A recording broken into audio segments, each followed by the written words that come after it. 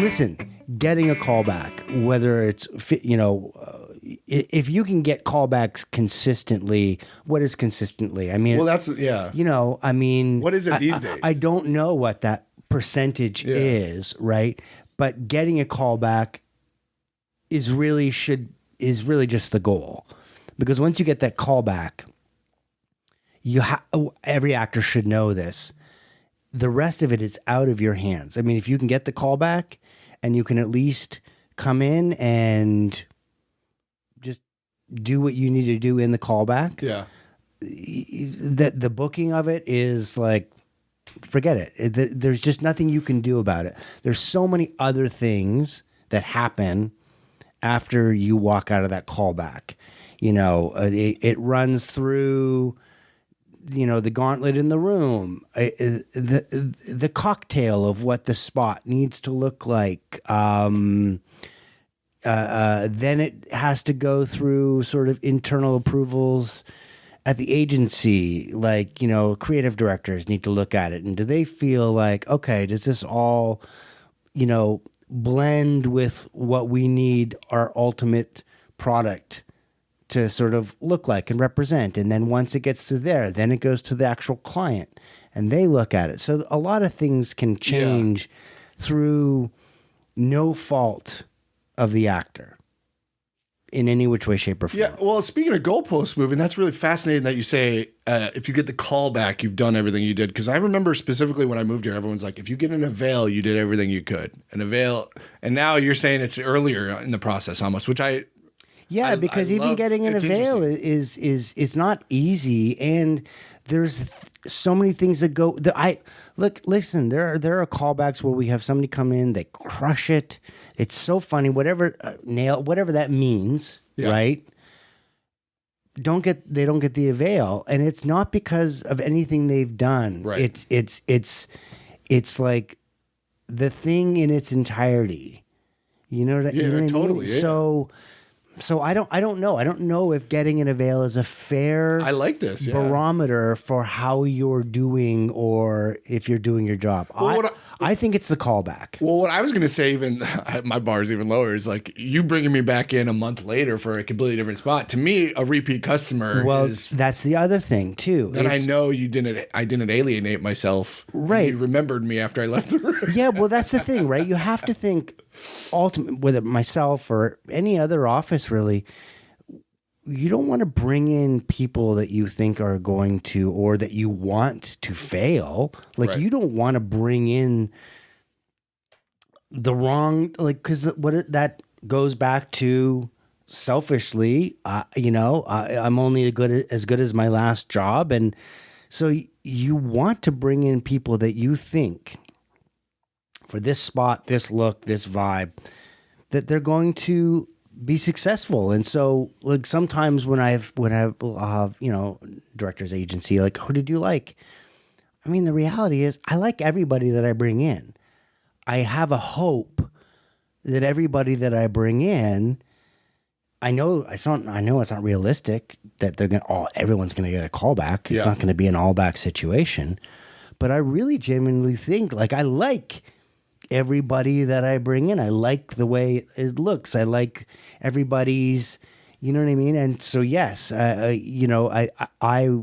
can't speak for everybody, but like for myself, when I bring people back, or I like for another spot or whatever it is, it's because, it's like, oh yeah, no, I liked what they did here. I have confidence in them. I feel like they're going, they'll do great here. Maybe you got to call back, or maybe you don't, I don't know. But I feel like, they're going to represent well, or they have a good shot, or I feel like, I want to try to put people in positions where they can be successful. Right. Yeah. Right. Back to your point about callbacks being everything actors could do. I took a class with Robert D'Avanzo. I don't know if you know him. In the first class, it was so eye-opening. He gave us a scene the day before, whatever, or maybe the day of class, and had us prep it and then put it up. And then he picked a student to go cast it with him. And they go out in the hallway.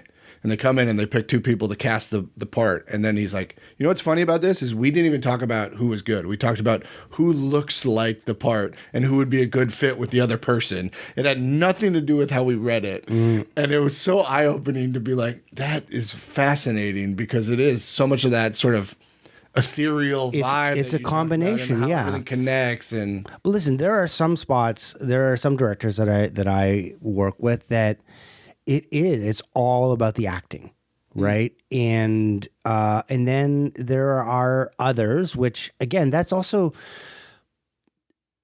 on the actors to understand the sort of the business that we're in. It is, I mean, looks matter, not good looks, bad looks, but just the looks. It's part of it, and that's also having an understanding. And I might think, you know, when I bring somebody in, like they've got a good look, but then at the end of the day, it is so subjective. Someone else looks and goes, "Yeah, I don't think their looks right for this. Yeah, it reminds me of this, or it feels like it's more this, where it should be this."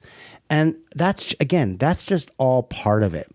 That's all part of, like, I think the actor understanding them as a product, because you're a small business, you know, and you're trying to get your product into TV, film, commercial, stage. Like, that's where you're trying to sell yourself. And you know, I mean, again, the more sort of fine-tuned and ready you are as a product, as much as people don't like to think about that. Like, no one likes to think of themselves as a product. Right? Most don't, but I do. I think it's fascinating. You know, yeah, because we can do this exercise in acting classes, right? Where like somebody will sit in a chair and everyone says what they think when they see him, and a lot of people can't handle that. And I'm like, no, but that's just how human nature works. We have to put somebody in a bucket immediately just to process and file that thing. It's not necessarily right or true or fair, but that's just how our brains are processed to work. And you're absolutely right. In my opinion, I just don't think that every actor can be and do anything. Like, there are reasons, even in film, why certain people maybe don't get cast. And sometimes there's that anomaly, and you go, I would have never thought this person was going to be in that role. Right. Like, I just don't do ugly. I'm a very attractive model type. Yeah. Well, I'm shocked that you're not with Ford or, you know, Wilhelmina or any of those places, because they are really missing out. Thank you for Andy. Yes, there's a lot of money there. There's a lot of money to be made right there.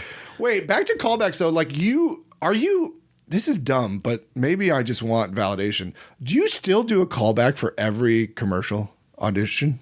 Like, every project you work on, is there a callback, or are you skipping them? Or just, I'm curious. You're right. That is a dumb question. Thank you. No.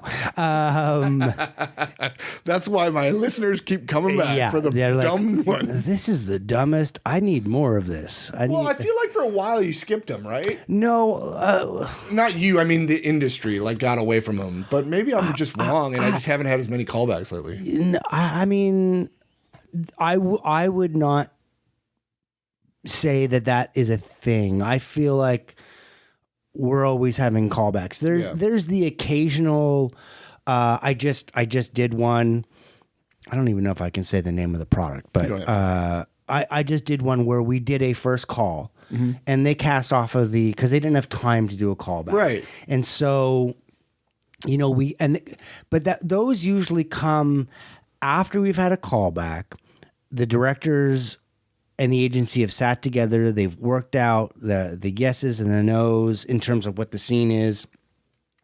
Maybe made any changes to dialogue, moments, beats, really fine-tuned stuff. And we just didn't hit this one role or whatever it is. And so we have to do another session on it, and they don't have time. Got it. So they just give us detailed notes of every moment and beat. And they're like, yeah, give us a day. So 98% do callbacks. Yeah, in my experience.